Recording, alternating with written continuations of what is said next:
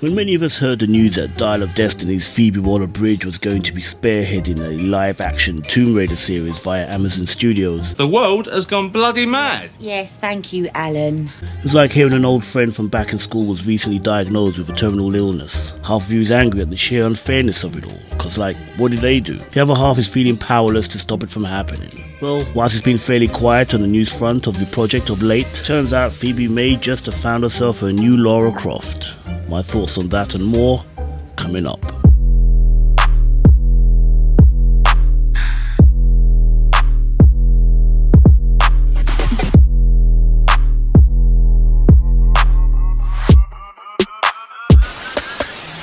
This coming via The Hollywood Reporter. Sophie Turner is in talks to topline Amazon's Tomb Raider series. Sophie Turner is closing in on the highly coveted role of British archaeologist Lara Croft in Amazon MGM Studios and Crystal Dynamics' adaptation of adventure video game Tomb Raider. Damn, that was a mouthful. Phoebe Waller-Bridge is writing and exec producing the live-action series, which receives a series order in spring and will stream on Amazon's Prime Video. Turner, best known for playing Sansa Stark on Game of Thrones, is in talks to play the lead role, previously portrayed by Angelina Jolie and Alicia Vikander in feature film adaptations of the video game series. Tests for the role took place in October with several British actresses in the mix. Mackenzie Davis was the lone American to make the shortlist. Emma Mackey and Lucy Bonton are also said to have tested for the role, according to sources. Amazon declined to comment.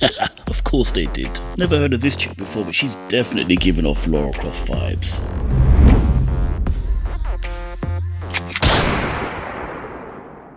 If I could tell my teenage self this was happening, I think she'd explode, Waller-Bridge said when the series was announced in May. Yeah, makes two of us for different reasons. And look, I gotta say, I have zero confidence in Phoebe Waller-Bridge to deliver the kind of show that fans want to see.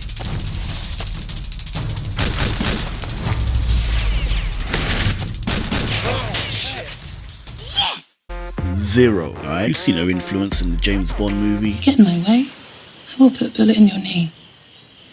The one that works. Yes, Queen! Slay! Slay! Slay your enemies! Ruler of one of the realms of men! Smite down those that oppose you! And in the Indiana Jones movie. I need to do this. Me too. Know your damn role and shut your damn mouth! Those were male franchises. This is the female franchise. She's going to be cranking out all up to 9. It's going to be unbearable. Like, for sure, Lara Croft is going to be made lesbian. And now, you can frisk me. Like, absolute sure. Because, Netflix already paved the way, right? Heck, they even snuck it into the games way before that. But hey, maybe I'm just seeing things, right? Thank you, Tanya, for your interpretation. And that's the crazy thing. For once they have a character they don't need a love interest for, male or female. Lara Croft's first and only love is adventure, and fans love her all the more for it. In fact, anything less is cheapening what makes her so doggone iconic. Speaking of adventure, we've already had the makers behind the maligned Netflix series come out and say how much they disapprove of Laura's tomb raiding antics. How ridiculous is that? Why the heck did you sign on to do the damn show in the first place? Hello? Hello? Anybody home? Hey, think with fly fish. It would surprise me if Phoebe Waller implemented this change into her TV series too. She's going to be raiding tombs to steal artifacts. She's probably going to raid in tombs to put artifacts back.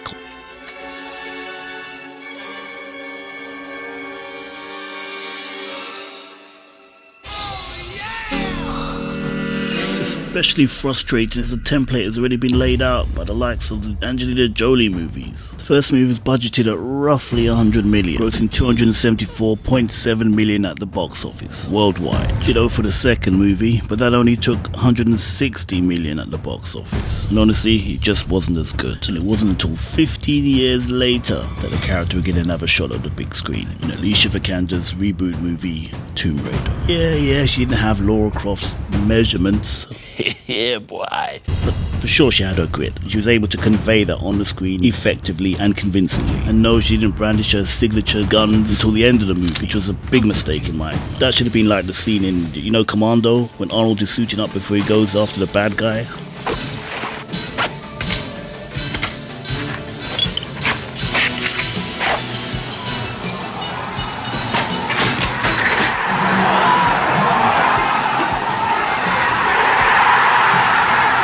that's the moment that should have been 2/3 into the movie, well, after the credits. Hello? Hello? Anybody home? Budgeted at 94 million, it took, you guessed it, 274 million at the box office. Now, despite its flaws, I did enjoy this movie a lot, and I am a fan of Vikander's work. In terms of the character, she didn't disappoint. The sequel was announced and originally scheduled to be released in 2021, but MGM lost the rights to the Tomb Raider franchise, led to the project's cancellation. 2022, Swedish-based Embracer Group purchased a number of Square Enix Europe assets for $300 million.